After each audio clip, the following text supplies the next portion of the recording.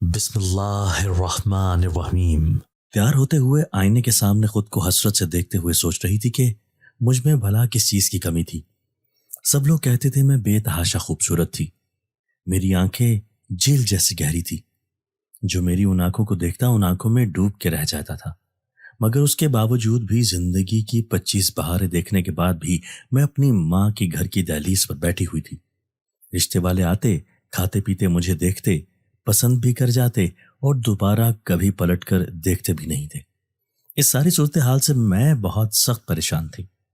اماں کا بس نہیں چلتا تھا کہ وہ ایسا کیا کریں کہ میں اپنے گھر سے رخصت ہو جاؤں۔ ان کی پریشانی دیکھ کر میں بہت زیادہ بے چین ہو جایا کرتی تھی۔ آج بھی مجھے دیکھنے کے لیے کچھ لوگوں نے آنا تھا۔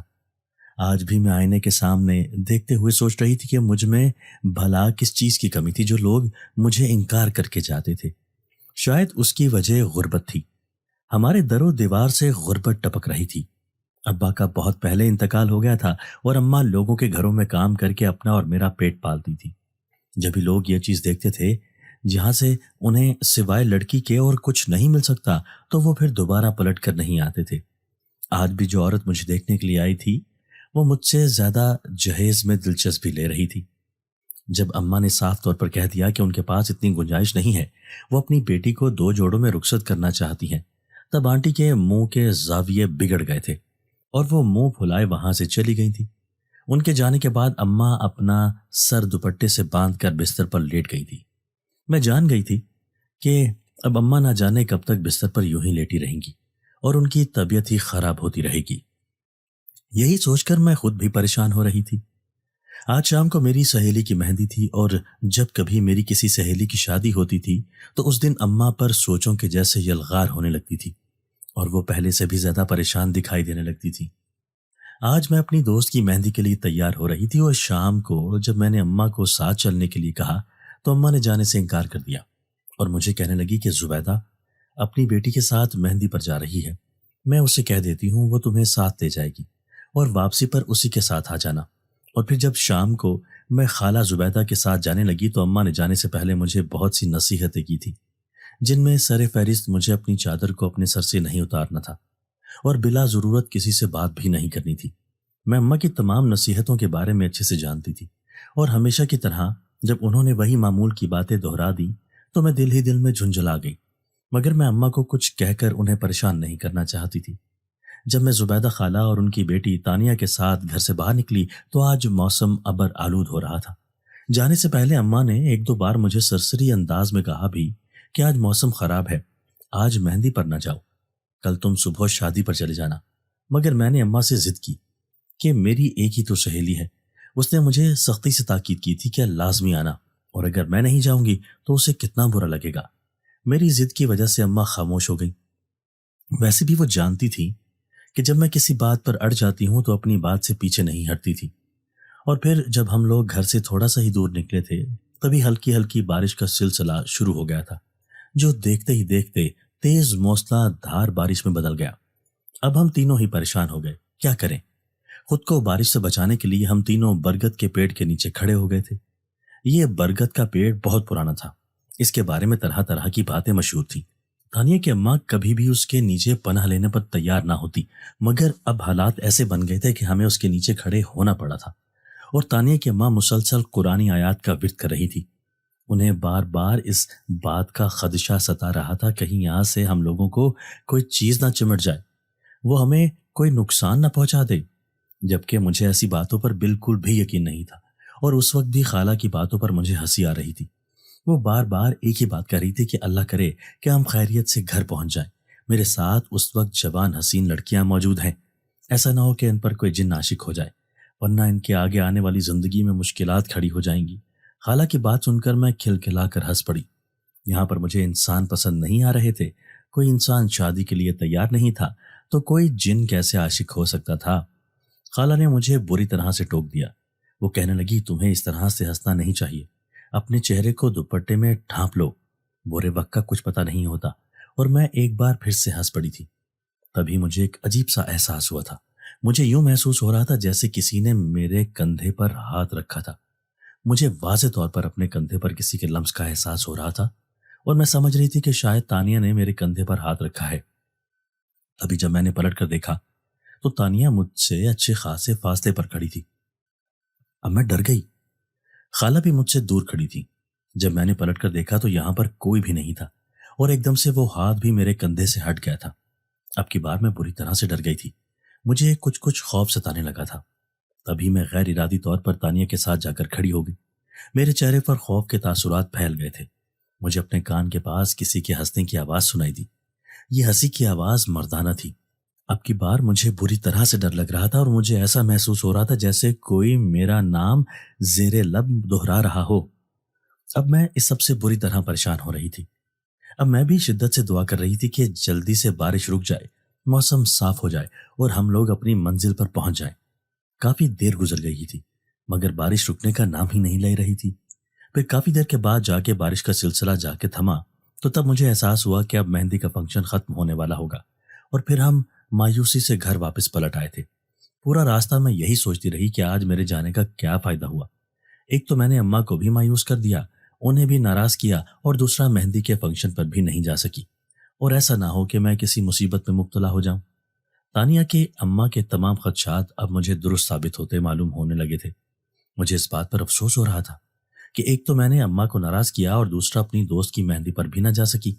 ایسا نہ ہو کہ کسی مصیبت میں مبتلا ہو جاؤں۔ جب میں رات کو سونے کے لیے لیٹی تو پوری رات میری بے چینی میں گزری تھی۔ نیند بھی میری آنکھوں سے کوسوں دور تھی۔ بار بار مجھے ایسے محسوس ہو رہا تھا جیسے کوئی میرے آس پاس موجود ہو۔ بے چینی کی وجہ سے میں سو بھی نہیں پا رہی تھی، اور پھر میں اماں کے ساتھ جا کے لپٹ گئی۔ اماں میری حالت دیکھ کر چونک گئی۔ آج سے پہلے میں نے ایسے کبھی کچھ نہیں کیا تھا۔ آج سے پہلے میں کبھی بھی اس قدر خوف کا شکار نہیں ہوئی تھی، مگر اماں کو میں نے یہ بات نہیں بتائی تھی کہ اماں سے ڈانٹ سننے کو ملے گی، اور ویسے بھی وہ ذرا سی بات پر پریشان ہو جاتی تھی۔ انہیں میں مزید پریشان نہیں کرنا چاہتی تھی۔ پوری رات میری بے چینی کے عالم میں ہی گزری تھی۔ اکثر رات کو میں نیند میں ہڑبڑا کر اٹھ جاتی تھی، مگر اس کے بعد مجھے واضح طور پر کچھ بھی ایسا محسوس نہیں ہوا تھا۔ آہستہ آہستہ میں اس بات کو بھولنے لگی تھی۔ 2 ماہ کا عرصہ گزر چکا تھا۔ اس دن اماں محلے میں کسی کے گھر گئی ہوئی تھی اور میں گھر میں اکیلی تھی۔ گھر کے کام کاج سے فارغ ہونے کے بعد میں جیسے ہی یہ رسالہ اٹھا کر بیٹھی تو دروازے پر دستک ہونے لگی تھی۔ جب میں نے دروازہ کھولنے سے پہلے پوچھا تو باہر ایک عورت تھی۔ میں انہیں گھر میں لے آئی اور انہیں کہنے لگی کہ اماں تو ابھی گھر پر نہیں ہیں، آپ کو ان کا انتظار کرنا پڑے گا۔ وہ عورت مجھے کافی دلچسپی سے دیکھ رہی تھی اور پھر میں ان کے لیے چائے بنا کر لے آئی تو اتنے میں وہ پورے گھر کا جائزہ لے رہی تھی۔ ان کی آنکھوں میں میرے لیے واضح ستائش تھی۔ میں نے اس کچے پکے گھر کو بہت اچھے سے سجا رکھا تھا، اس کو صاف ستھرا رکھا ہوا تھا، جس کی وجہ سے جو بھی گھر میں آتا تھا وہ میری تعریف کیے بغیر نہیں رہ سکتا تھا۔ اس خاتون نے گھر کے ساتھ ساتھ میری چائے کی بھی تعریف کی تھی۔ اسی دوران اماں بھی گھر آ گئی تو پھر وہ انہیں لے کر کمرے میں چلی گئی۔ میں نہیں جانتی کہ عورت کون تھی اور ان کی اماں سے کیا بات ہوئی تھی۔ میں اس عورت کو اپنے گھر میں پہلی بار دیکھ رہی تھی۔ کافی دیر کے بعد جب عورت گھر سے چلی گئی تو اس کے جانے کے بعد اماں بہت زیادہ خوش اور مطمئن لگ رہی تھی۔ ان کو یوں خوش دیکھ کر میں ان سے ان کی خوشی کی وجہ پوچھنے لگی تو مجھے کہنے لگی کہ اس عورت نے تمہارے لیے رشتہ دیا ہے۔ یہ بہت امیر عورت ہے اور اس کا ایک ہی بیٹا ہے جو بزنس مین ہے۔ اس عورت نے تمہیں دیکھتے ہی پسند کر لیا اور تمہارے لیے رشتہ بھی دے دیا ہے۔ مجھے تو یہ عورت بہت اچھی لگی ہے۔ اب میں اس کے گھر جا کر اس کے بیٹے سے ملوں گی۔ اللہ کرے کہ وہ مجھے پسند آ جائے، وہ بھی اپنی ماں جیسا بہت اچھا انسان ہو۔ اماں کی بات سن کر میں چپ ہو گئی اور دل میں میری بھی یہی خواہش تھی کہ میں یہ سن کر ہی خوش ہو گئی تھی کہ وہ ایک بزنس مین تھا۔ میں ہمیشہ سے یہ زندگی گزار کر تھک چکی تھی۔ میں چاہتی تھی کہ مجھے بہانے کے لیے کوئی بہت امیر کبیر شخص آئے جو میری تمام خواہشوں کو پورا کرے، جس کے گھر میں راج کروں، میرے آگے پیچھے نوکر چاکروں کی بہتات ہو۔ مگر میں چونکہ غریب گھر کی بیٹی تھی ایسے ہی صرف خواہش کر سکتی تھی۔ میں چھوٹی سی تھی جب میرے ابا کا انتقال ہو گیا تھا۔ جب تک ابا زندہ تھے وہ اپنی استطاعت کے مطابق میرا خیال بھی رکھتے تھے، میری ہر خواہش کو پورا کرنے کی کوشش بھی کرتے تھے۔ مگر جب ان کا انتقال ہو گیا تو اس کے بعد پھر اماں نے مجھے بہت مشکل سے پالا پوسا اور بڑا کیا۔ اماں چونکہ پڑھی لکھی نہیں تھی اسی لیے وہ اپنا اور میرا پیٹ پالنے کے لیے لوگوں کے گھروں میں کام کرنے لگی تھی۔ انہوں نے اپنی حیثیت کے مطابق مجھے سرکاری اسکول سے میٹرک تک تعلیم بھی دلوائی تھی۔ میری بہت خواہش تھی کہ میں پڑھ لکھ کر کسی قابل بن جاؤں، میں آگے بھی تعلیم حاصل کروں، مگر گھر کے حالات اس چیز کی اجازت نہیں دیتے تھے اور میں لاکھ خواہش ہونے کے باوجود بھی اماں سے اس چیز کے لیے اصرار نہیں کر پائی تھی۔ جانتی تھی کہ وہ مجھ سے بہت محبت کرتی ہیں، وہ جب میری اس خواہش کو پورا نہیں کر پائیں گی تو وہ بہت زیادہ پریشان ہوں گی۔ ان کے دل میں یہ خیال پیدا ہوگا کہ ان کی وجہ سے میں اپنی خواہش کو پورا نہیں کر سکتی، اور میں اماں کو دکھی نہیں کرنا چاہتی تھی، اس لیے میں اس خواہش کو دل میں دبا کر بیٹھ گئی تھی۔ اور اب ہر دوسرے دن جب میں اماں کو اپنی شادی کے حوالے سے پریشان دیکھتی تھی تو میں اپنی ہی نظروں میں شرمندہ ہو کر رہ جاتی تھی۔ جو بھی تھا، اماں کی پریشانی کی وجہ تو میں ہی تھی، میری ہی وجہ سے وہ اس قدر دکھی تھی۔ گھر میں جو بھی رشتہ آتا تھا وہ مجھے تو پسند کر جاتے تھے، مگر جب انہیں پتہ چلتا تھا کہ اس گھر میں بوڑھی بیوہ عورت کے علاوہ اور کوئی بھی نہیں ہے اور یہاں سے جہیز ملنے کے کوئی چانس بھی نہیں ہے، تو وہ لوگ پھر رشتہ کی بجائے مجھے ٹھکرا کر چلے جاتے تھے۔ ان کے جانے کے بعد کتنے دن تک اماں بستر کی ہو جاتی تھی۔ اب جب مجھے ان لوگوں نے پسند کر لیا تو میری خوشی کا کوئی ٹھکانہ نہیں تھا، اور پھر اماں کو بھی وہ لڑکا بہت پسند آیا تھا۔ امی کا کہنا تھا کہ میں چاہتی ہوں کہ جلد سے جلد تمہیں رخصت کر دوں۔ ویسے بھی ان لوگوں کے سامنے میں نے ہر بات کھل کر بیان کی ہے، انہیں بتایا ہے کہ میں اپنی بیٹی کو 2 جوڑوں میں رخصت کروں گی۔ انہیں اس بات پر کوئی اعتراض نہیں ہے۔ اس گھر میں کسی چیز کی کوئی کمی نہیں ہے، وہ گھر نہیں بلکہ بہت بڑا بنگلہ ہے، اور تم وہاں پر راج کرو گی۔ میں بھی خود کو کسی ریاست کے ملک کا تصور کرنے لگی تھی۔ میں بہت خوش تھی کہ میں رخصت ہو کر اتنے بڑے گھر میں جا رہی تھی۔ اماں کا بہت بڑا مسئلہ حل ہونے والا تھا، اور جب میری نظر ان کے مطمئن چہرے پر پڑتی تو میں خدا کا شکر ادا کرنے لگتی تھی۔ دیکھتے ہی دیکھتے میری شادی کا دن بھی آ گیا تھا، اور ابھی بھی مجھے رات کو عجیب و غریب خواب میں نظر آتے تھے، اور کبھی کبھی مجھے اپنے پاس کسی کی موجودگی کا بھی احساس ہوتا تھا، مگر یہ بات میں نے کبھی بھی کسی کو نہیں بتائی تھی، یہاں تک کہ اماں سے بھی میں نے اس بات کو چھپایا تھا۔ آج میری اس گھر میں آخری رات تھی۔ میں حسرت بھری نگاہوں سے اس گھر کو دیکھ رہی تھی۔ گھر میں اکا دکا قریبی رشتے دار ہی موجود تھے۔ اماں نے میری شادی پر زیادہ لوگوں کو مدعو نہیں کیا تھا، وہ اتنی بڑی دعوت کا انتظام نہیں کر سکتی تھی۔ میں اپنی کھڑکی سے باہر کچن کو دیکھ رہی تھی، جس کچن میں ہمیشہ کھیلتی رہی تھی۔ اب یہاں سے میں نے ہمیشہ کے لیے رخصت ہو جانا تھا۔ میری آنکھوں سے آنسو بہنے لگے تھے۔ کافی دیر تک میں یوں ہی باہر دیکھتی رہی، اور پھر جب میں واپس پلٹی تو یہ دیکھ کر میں حیران رہ گئی کہ میرے بستر پر اس وقت موتی کے گجرے کے پھول تھے۔ ان سے بھینی بھینی سی خوشبو اٹھ کر پورے کمرے کو معطر کر رہی تھی۔ میں حیران تھی کہ اس وقت موتی کے پھول کہاں سے آ گئے، چونکہ ہمارے گھر میں موتی کے پھول نہیں تھے اور نہ ہی کوئی باہر سے لے کر آیا تھا، اور اب تو میری مہندی کی تقریب بھی ختم ہو گئی تھی۔ یہ پھول دیکھ کر میں بے خودی کے عالم میں انہیں اپنے ہاتھوں میں لپیٹنے لگی۔ ان کی خوشبو سانسوں کے ذریعے میرے وجود میں اتر رہی تھی۔ کافی دیر کے بعد میں نیند کی وادیوں میں اتر گئی۔ سوتے ہوئے مجھے ایسے محسوس ہو رہا تھا جیسے کوئی میرے ہاتھ کی پشت کو سہلا رہا تھا، جیسے کوئی میرے ہاتھ کے گجروں کو چھیڑ رہا تھا، اور میں جب اٹھ بیٹھی تو میرے آس پاس میرے علاوہ کوئی بھی موجود نہیں تھا، اور پھر میں دوبارہ سے نیند کی وادیوں میں اتر گئی تھی۔ میں نے اپنے سسرال سے لایا ہوا شادی کا جوڑا پہنا تھا۔ اس وقت بیوٹیشن کے ماہر ہاتھ میرے چہرے کے نقوش کو نکھار رہے تھے۔ جب میں نے آئینے میں خود کو دیکھا تو میں خود کو پہچان نہیں سکی۔ بلا شبہ آج بہت ہی زیادہ خوبصورت لگ رہی تھی۔ میری سہیلیاں مجھے چھیڑ رہی تھی۔ ان کا کہنا تھا کہ آج میرا شوہر مجھے دیکھنے کے بعد کہیں اور دیکھ نہیں سکے گا، وہ تو مجھے دیکھتے ہی میرے لیے پاگل ہو جائے گا، اور میں ان کی باتیں سن کر شرما رہی تھی۔ میرے دل میں بھی ہزاروں ارمان اور جذبات تھے۔ جب میں اپنے سسرال میں آئی تو سسرال والوں نے بہت اچھی طرح سے میرا استقبال کیا تھا۔ میرے دل میں جو خدشات تھے وہ دور ہو گئے تھے۔ میں ابھی تک اپنے شوہر سے نہیں ملی تھی، اور نہ ہی میں نے ان کا چہرہ دیکھا تھا۔ آج میری ان کے ساتھ پہلی ملاقات تھی، اور میرا دل جیسے ہتھیلیوں میں دھڑک رہا تھا۔ مجھے ٹھنڈے پسینے آ رہے تھے، اور میں بری طرح سے گھبرا رہی تھی۔ کافی دیر پہلے مجھے اپنے شوہر کی کزن کمرے میں چھوڑ کر گئی تھی۔ میں اپنے شوہر کا انتظار کر رہی تھی۔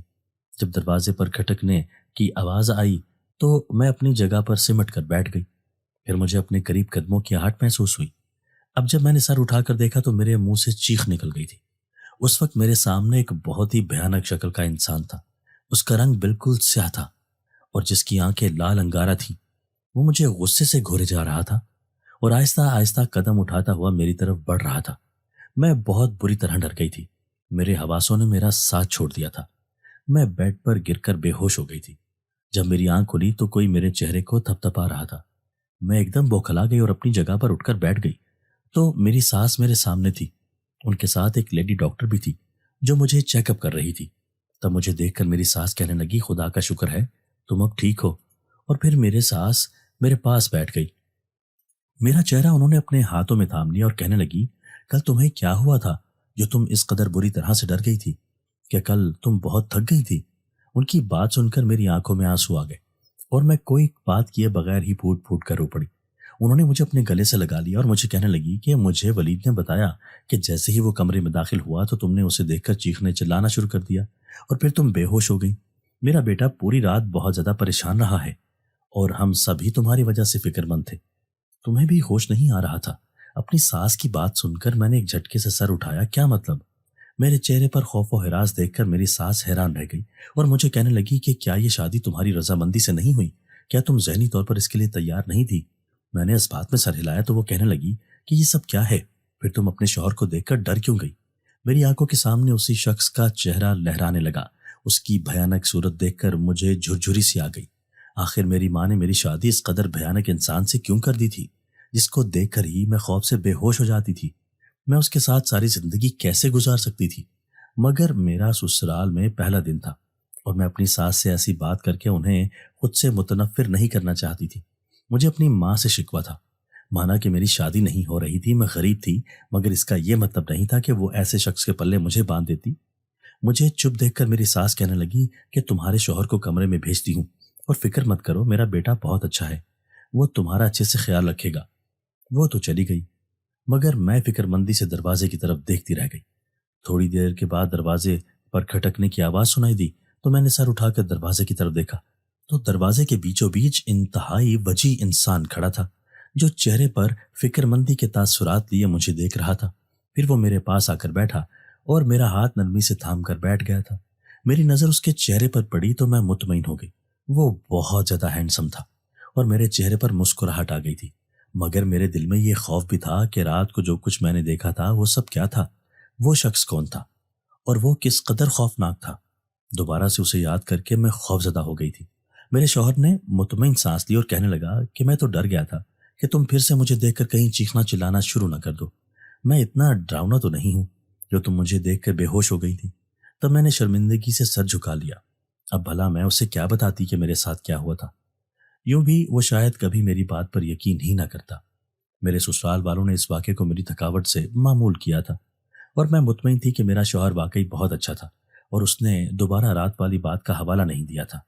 اور پھر ایک رات میرے ساتھ ایسا واقعہ ہوا جس نے مجھے جھنجھوڑنے پر مجبور کر دیا۔ میں اس وقت اماں کے گھر مکلاوے کی رسم کے لیے آئی ہوئی تھی اور اس وقت اماں کے کمرے میں ہی سو رہی تھی۔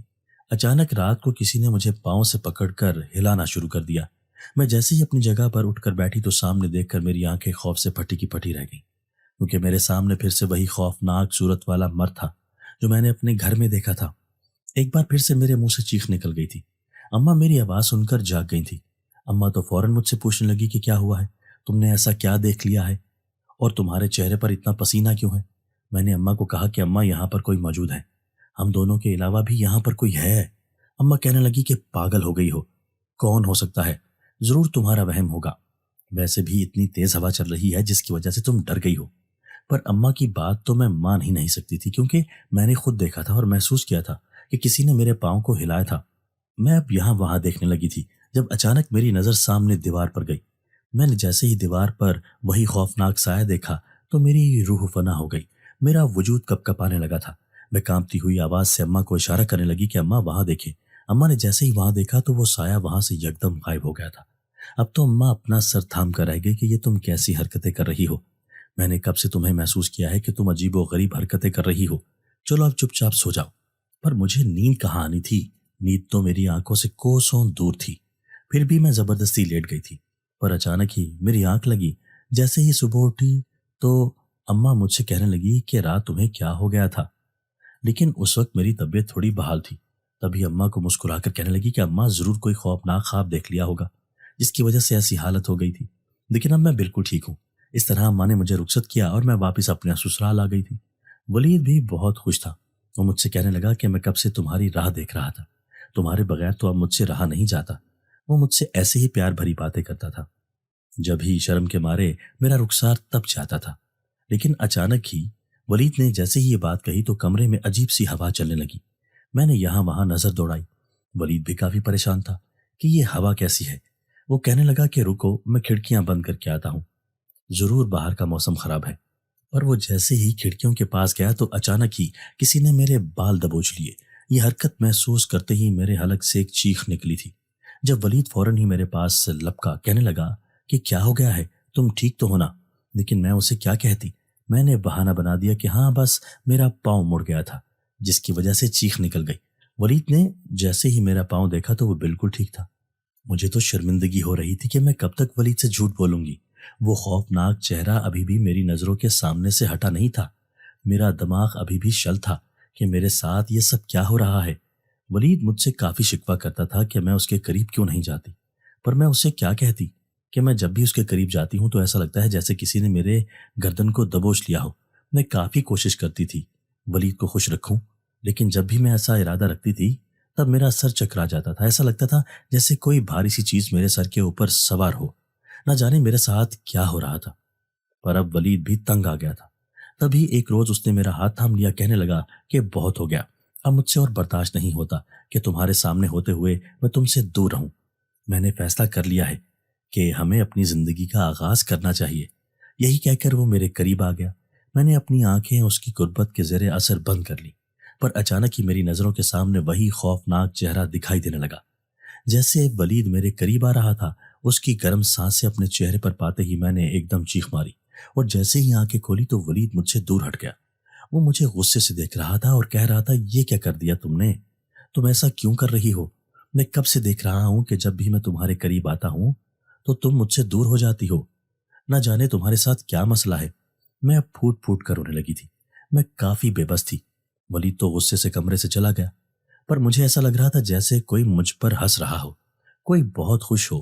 میں یہاں وہاں گھور کر دیکھنے لگی، پر آس پاس کوئی نہیں تھا، جبکہ وہی گرم تپش والی ہوائیں چل رہی تھی جس کی وجہ سے مجھے گھٹن ہو رہی تھی۔ میں نے اپنا سر گھٹنوں پر رکھا، ایسے ہی رونے لگی تھی جب اچانک ہی کسی نے مجھے تھپکی دی۔ کسی نے میرے کندھے تھپتھپائے تھے۔ ایسا احساس پاتے ہی میں نے یکدم اپنا سر اٹھا لیا اور یہاں وہاں دیکھنے لگی، پر وہاں تو کوئی بھی نہیں تھا۔ میں تو اب ایک کرنٹ کھا کر اٹھ گئی تھی۔ میں باہر کی جانب دوڑی تھی، لیکن جیسے ہی میں نے سامنے کا منظر دیکھا تو ولید میری ساس سے ساری شکایت کر رہا تھا کہ نہ جانے اسے کیا ہو جاتا ہے، یہ میرے قریب آتے ہی مجھ سے دور ہو جاتی ہے۔ ساس کہنے لگی کہ دیکھو ابھی بچی ہے، نئی نئی شادی ہوئی ہے، لڑکیوں کا یہی حال ہوتا ہے، تم اسے کچھ وقت دو۔ رات کو ولید میرے پاس آیا تو مجھ سے معافی مانگنے لگا کہ میں نے تم پر غصہ کر دیا تھا، مجھے معاف کر دو۔ پر میں تو اندر ہی اندر شرمندہ ہو رہی تھی کہ معافی تو مجھے اس سے مانگنی چاہیے تھی۔ اس طرح معافی مانگ کر ہم دونوں سو گئے تھے۔ آدھی رات کو جب اچانک ہی مجھے محسوس ہوا جیسے میرے ساتھ کوئی اور لیٹا ہو۔ میں نے جیسے ہی دیکھا تو ولید ہی تھا جو دوسرا رخ کر کے کروٹ لیے سو رہا تھا۔ میں نے کندھے سے تھام کر اس کا چہرہ اپنی جانب کیا، لیکن اس کا وہ خونخوار چہرہ دیکھ کر میں تڑپ کر اٹھ گئی۔ میں اب چیخیں مارنے لگی تھی جب ولید بھی نیند سے بیدار ہو گیا تھا۔ کہنے لگا تھا کہ تمہیں کیا ہو گیا ہے؟ اب تم نے کیا دیکھ لیا؟ میں تمہارا شوہر ہوں، کوئی جن بھوت نہیں جو تم ہر بار ڈر جاتی ہو۔ میں نے جیسے ہی ولید کا چہرہ دیکھا تو وہی خوبصورت چہرہ سامنے تھا، لیکن اس بار میں نے اپنی چپ توڑ دی تھی اور ولید کو کہنے لگی کہ نہیں، میں نے ابھی یہاں پر بھیانک چہرہ دیکھا ہے، وہ چہرہ تمہارا نہیں تھا، وہ کسی اور مخلوق کا تھا۔ ولید کہنے لگا کہ تم ہوش میں تو ہو؟ ایسا کیسے ہو سکتا ہے؟ نیند میں تمہیں برے خواب آتے ہوں گے، ایسا کرو کہ آیت الکرسی پڑھ کر سویا کرو۔ ولید نے مجھے اپنے حصار میں لے لیا، لیکن مجھے پھر سے گھٹن ہونے لگی۔ وہ گھٹن اتنی زیادہ ہو رہی تھی کہ ایسا لگ رہا تھا جیسے کوئی میرا گلا دبوچ رہا ہو۔ میں ولید سے دور جانا چاہتی تھی، لیکن وہ مجھے دور کرنے کے موڈ میں نہیں تھا، پر وہ گھٹن بڑھ رہی تھی۔ میں اب جان گئی تھی کہ میں جب بھی ولید کے قریب جاتی ہوں تو مجھے ایسے ہی گھٹن کا احساس ہوتا تھا۔ ایسا لگتا تھا جیسے کوئی میرا گلا دبا رہا ہو۔ اب یہ گھٹن حد سے زیادہ ہو گئی تھی۔ تبھی میں نے ولید کو خود سے دور کیا۔ جیسے ہی میں ولید سے دور ہوئی تھی تو وہ گرم لو والی ہوا ختم ہو گئی تھی، ماحول پھر سے خوشگوار ہو گیا تھا۔ یوں میں گہری نیند سو گئی۔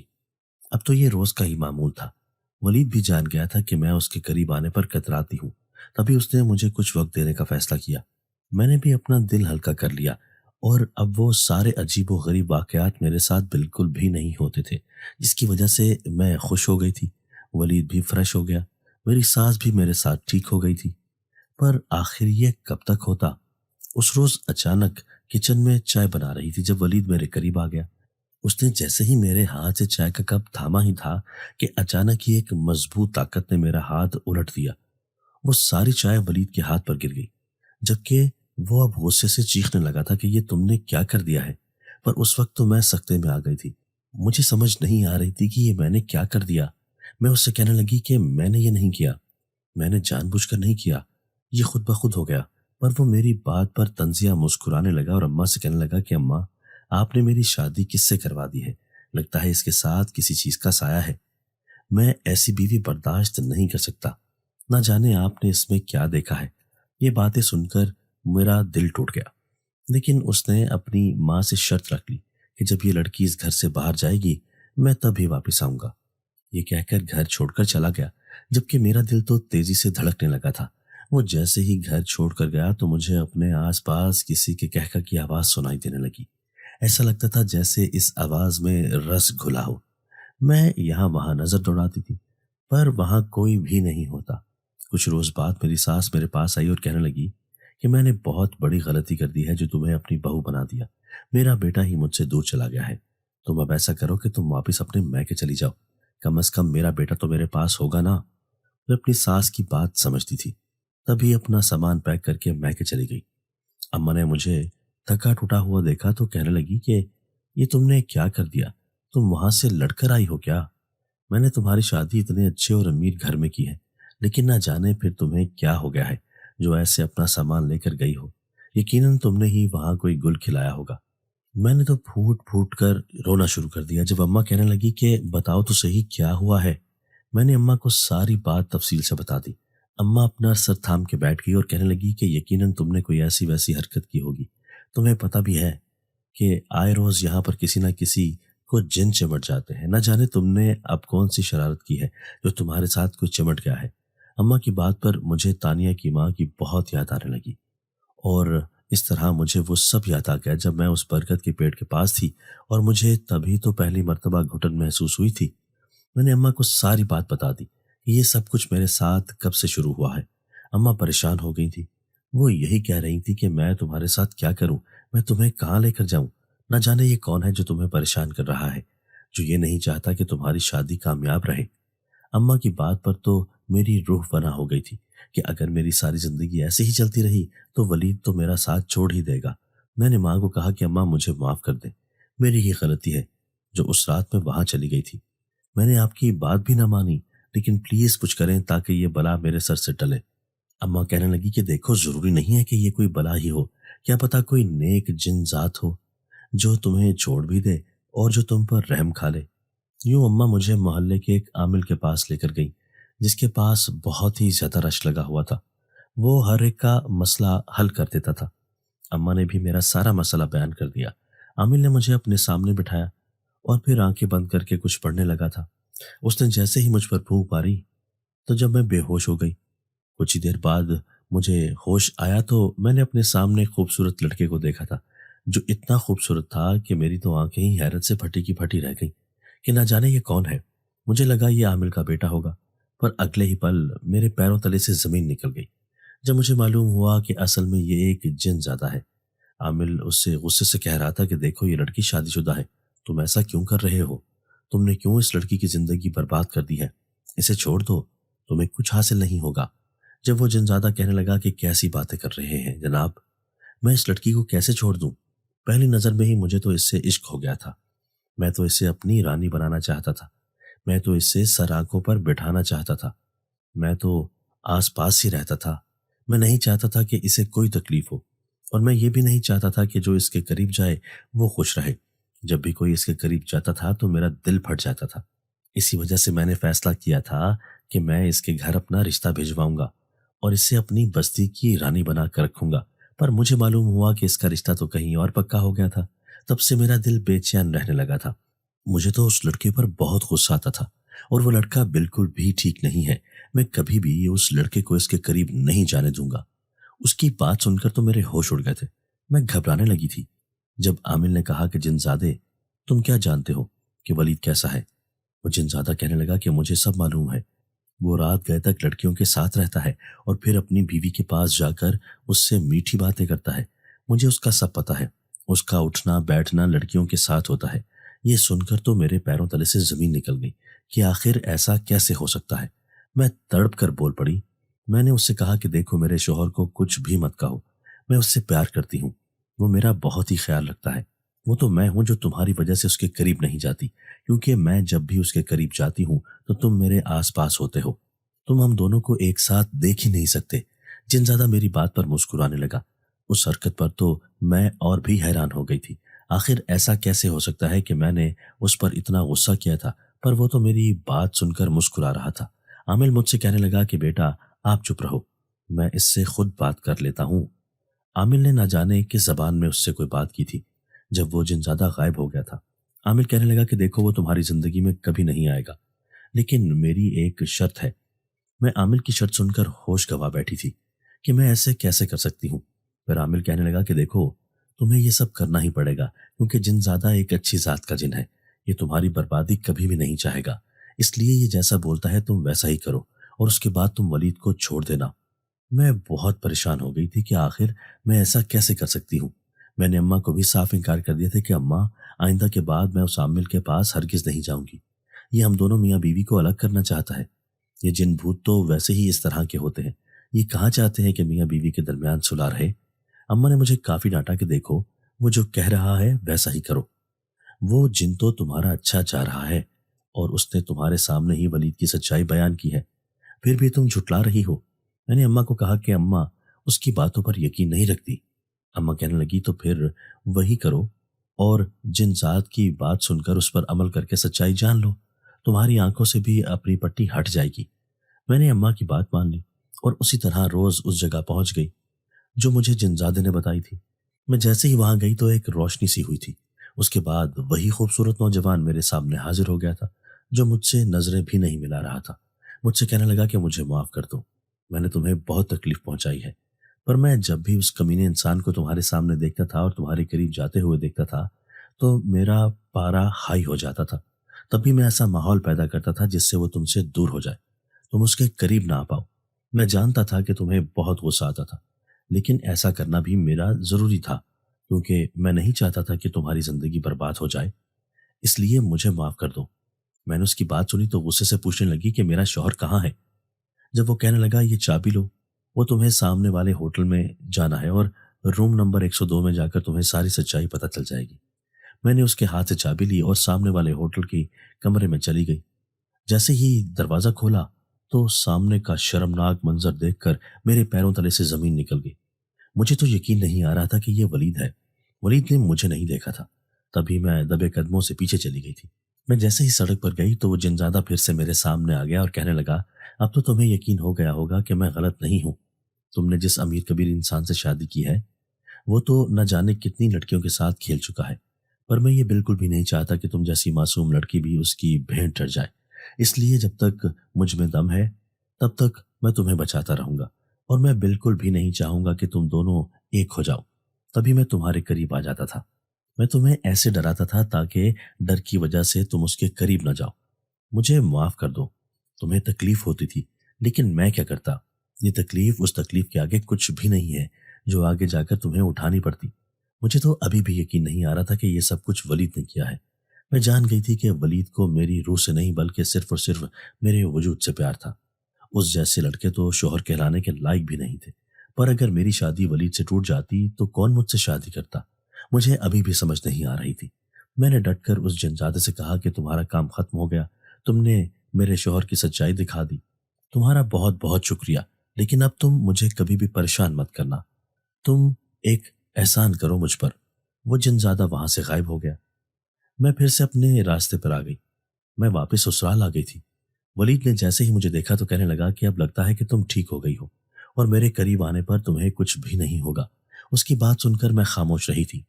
جب وہ کہنے لگا کہ بت بن کر کیوں کھڑی ہو، میں نے بہت برداشت کر لیا اور تمہیں بہت وقت دے دیا، لیکن اب میں تمہیں 1 منٹ کی بھی مہلت نہیں دوں گا۔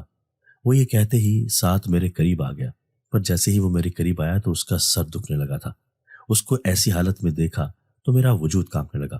میں ولید سے کہنے لگی ولید کیا ہو گیا ہے؟ آپ ٹھیک تو ہیں نا؟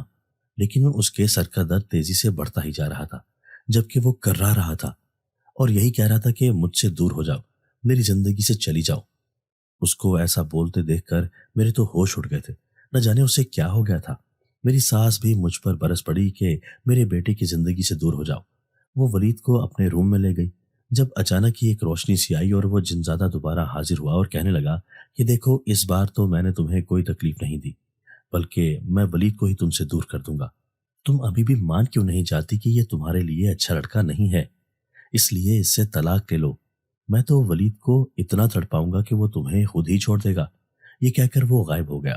کچھ دن بعد نہ جانے ولید نے مجھے کیوں طلاق دے دی، مجھے کچھ سمجھ نہیں لگی، لیکن اب ایسا لگ رہا تھا جیسے میرے دل کا بوجھ ہلکا ہو گیا ہو۔